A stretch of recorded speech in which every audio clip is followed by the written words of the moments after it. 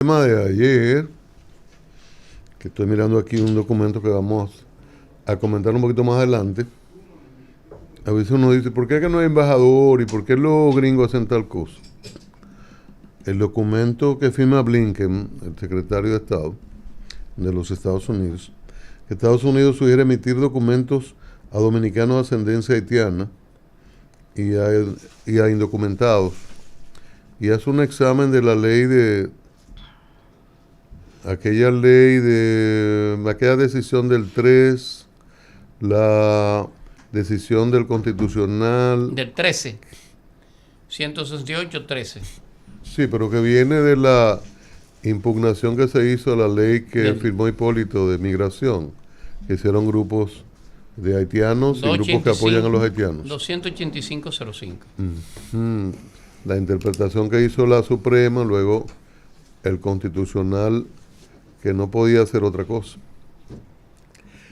Y usted encuentra en el fondo, hay muchas de las razones de esto, pero lo vamos a dejar un poquito más adelante. Del comportamiento de los Estados Unidos. Ahí hay una presión terrible. Incluso hay algo en este documento y hubo una propuesta de ley del Ejecutivo hace unos días que tiene que ver con eso. Ellos están trabajando consistentemente ese tema y lo colocan en el contexto de la ley de trata de personas, que nosotros no calificamos, y ellos toman ese elemento para decir que como no se cumplen con estas situaciones, no se está cumpliendo cabalmente con lo referente a combatir la trata, y ahí nos joden y nos meten en un capítulo como si estuviésemos patrocinando la trata en el mundo. La ley es la 169-14. 14, correcto. Y la resolución, la 189. No, la sentencia es la 168-13. 169, creo, la resolución. La ley 169-14. Pero bueno. Y la resolución es la 5 del 2007. La de Roberto Rosario. Correcto. La resolución de la Junta Central Electoral. Exactamente. Bueno, entonces... Diego Moreno para allá. Esos papeles no son tuyos. No. Entonces, Julián, compañeros, y ayer examinábamos el lamentable documento del Ministerio Público, amenazante, excesivo, desproporcionado, de amenaza a los periodistas, aunque se refería a Julio Martínez Pozo, reaccionaba ante denuncias y comentarios que hizo Julio. Pero la amenaza era a todos en el sentido de la posibilidad de tomar medidas cautelares en aquel caso, personas que atenten contra los procesos, el uso de dinero lícito, el escudarse detrás de un micrófono para decir cosas. En fin, un documento desafortunado. Hubo todas las críticas del mundo y la Procuraduría hoy dice que no interfiere la labor de la prensa. Está reaccionando según la nota del listín, es un comunicado respondiendo a una pregunta, una solicitud muy específica del listín diario. El listín hace la reseña, pero yo voy a la carta, al texto, que no es extenso. Dice que la Procuraduría General de la República establece, ante pregunta de este medio sobre su comunicado del día 23 de junio de este 2024, que bajo ninguna circunstancia se ha referido a medidas cautelares que vayan más allá de los imputados que obstruyen procesos de investigación que están en marcha. Reafirma que su comunicado solo se refiere a la facultad legal que dentro de nuestro Estado de Derecho tienen las víctimas y el Ministerio Público en contra de los imputados que utilicen recursos obtenidos en forma ilegal para obstruir los procesos. Recuerda que las medidas... Tenga sí, lo que pasa es que se me había ido y la asesora no está por este lado. Sí. Recuerda el Ministerio Público que las medidas cautelares son de naturaleza jurisdiccional y en todos los casos son solicitadas ante un juez o tribunal competente.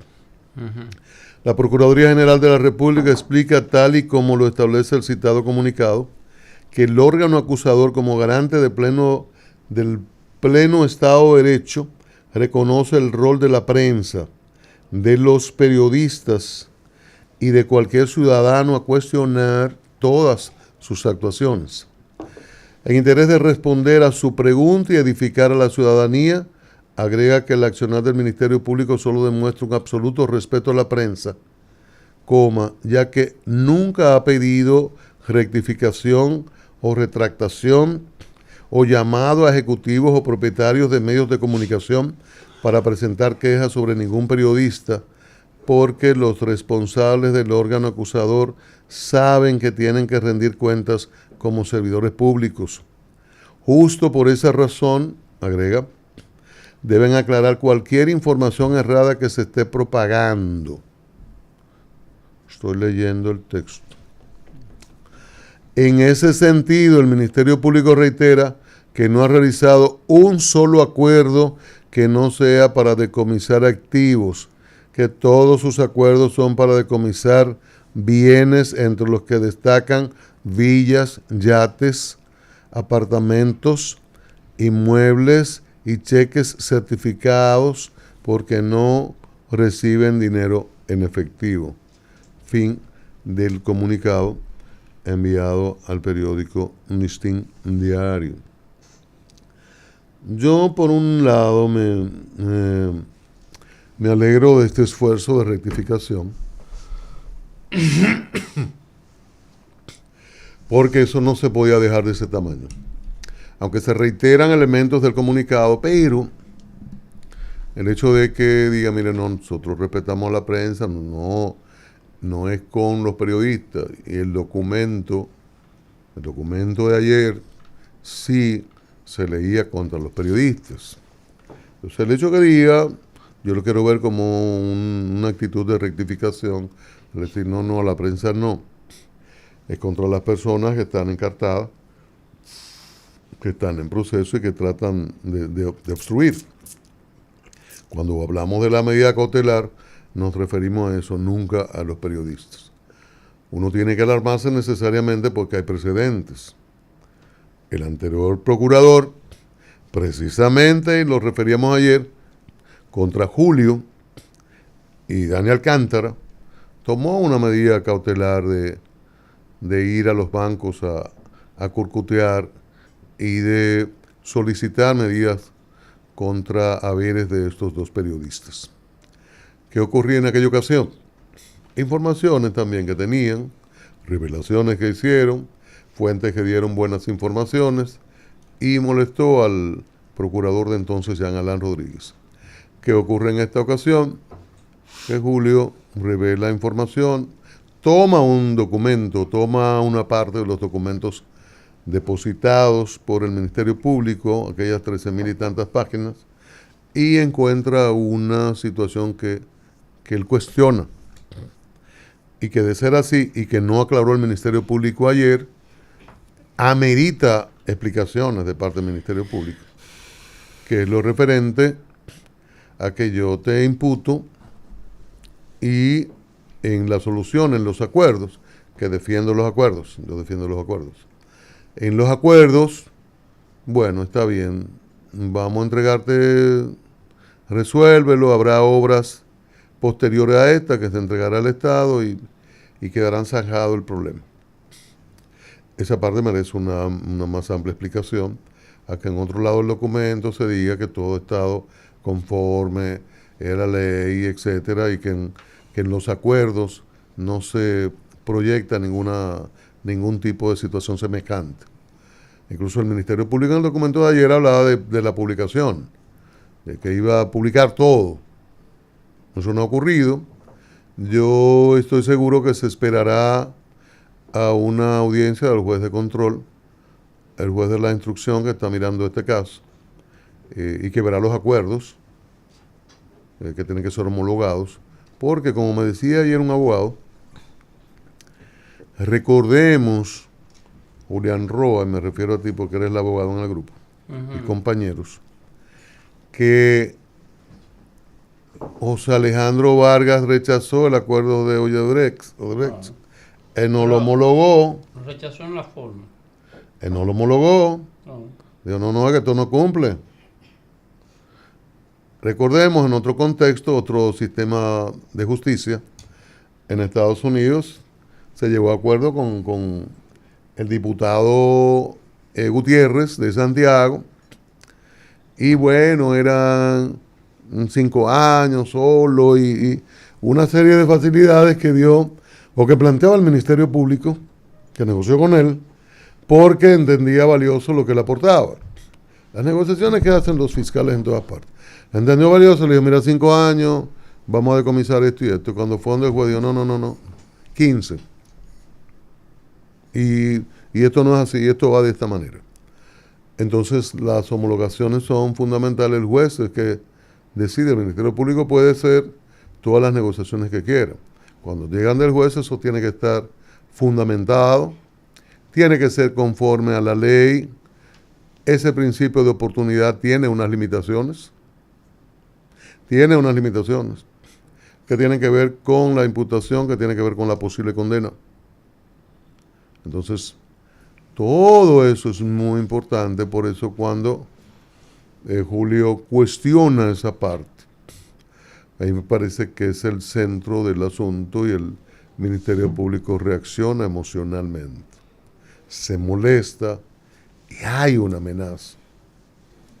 Hay una amenaza en el documento de ayer, que hoy, según este documento que publica el listín, el Ministerio Público diga, mira, no, nosotros respetamos a la prensa, aquí hay una trayectoria, nunca hemos impugnado una información, ni forzamos una rectificación, nada de eso. Nosotros garantizamos eso. A mí me gusta eso. O sea, es un poco devolverse del camino que se asumió ayer. Entiendo que habrán releído aquella cosa y escuchado asesores y gente cercana a Procuraduría. Entonces se emite este documento de rectificación, digamos, parcial de este tema. Yo lo quiero ver así, aunque quedan muchos asuntos por explicar, y ahí engancho con lo que el presidente Abinader decía ayer sobre otras situaciones. Antes que tú salgas de ese tema, ¿tú sabes cómo se mataba un negro en el Coliseo Romano? Te pregunto. No, yo he oído mucho. Bueno. Yo he leído muchas cosas, he leído muchas historias y hasta chistes crueles sobre eso. Sí, muy cruel. El negro se enterraba, hasta nada más se le daba la cabeza afuera, brazo y todo, entonces se soltaba un león. Si el negro mordía la pata del león, que nada más tenía la cabeza afuera, el público le voceaba, juega limpio. Así le pasa a la Procuraduría. Mira. Si hay imputados que pueden perfectamente ser culpables, pero usted no puede pedirle a un imputado que no se defienda por los medios que entienda. Usted no le puede pedir que no se defienda, porque usted no tiene una verdad absoluta.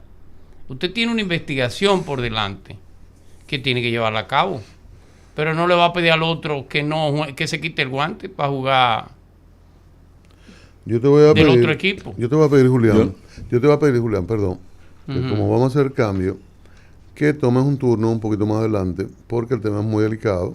Tú eres el abogado aquí, y que no me lo zanjes con un refrán o un medio cuento, una historia.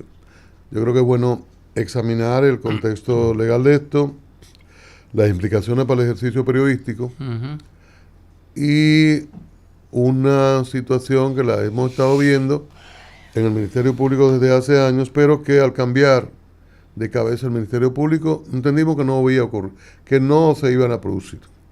Entonces, es un tema delicado en ese sentido, y sería bueno que tú también te refieras a las limitaciones para el criterio de oportunidad, porque eso no es una carta abierta. Qué bueno que eso se hace. Incluso Cuando estuvo aquí el presidente de la Suprema, magistrado Luis Henry Molina, hacía referencia a que los criterios de oportunidad, los acuerdos, Claro que son los acuerdos importantes. son muy importantes. Su camino evita gastos, evita muchas cosas, desgastes y gastos. Son importantes. Negociar, hay 10 implicados, hay 1 o 2 con responsabilidad mayor, se negocia con los demás. Usted me aporta datos contra aquel que es el principal y vamos a ponernos de acuerdo, vamos a negociar.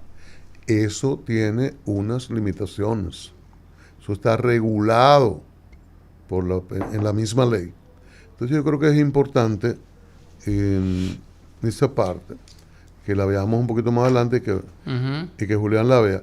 Y termino, aunque cuando lo tratemos más adelante pueda hacer uso de otro turno, y con lo que decía el presidente Abinader ayer en la semanal, y que ha sido una queja de muchos medios, y que el periódico El Día ha tenido una campaña positiva, correcta, de reclamo, de que hay ministros y funcionarios que le piden cualquier pendejada, cualquier información menor, y lo refieren a la ley de acceso a la información. Y ponen todas las dificultades y esperan el último día. Y cuando ya no tiene objeto, cuando ya no hay interés, porque usted quería una información para diciembre, te la dan en marzo. Dicen, no, pues, ¿qué es lo que yo voy a hacer con esto? Pero en muchos casos pendejadas, o sea, propias de la dinámica de su trabajo. Porque como que bueno, si usted no está haciendo cosas malas, no esté dudando.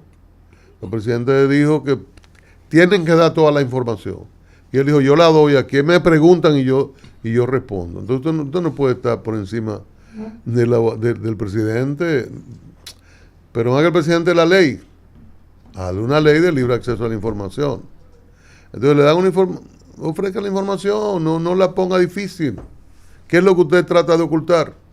Tú sabes que hay una sentencia del Constitucional en ese aspecto del ayuntamiento, de uno de los ayuntamientos del sur, creo que de Barahona, de la provincia, que un ciudadano al cual el ayuntamiento había sometido le solicitó unas informaciones.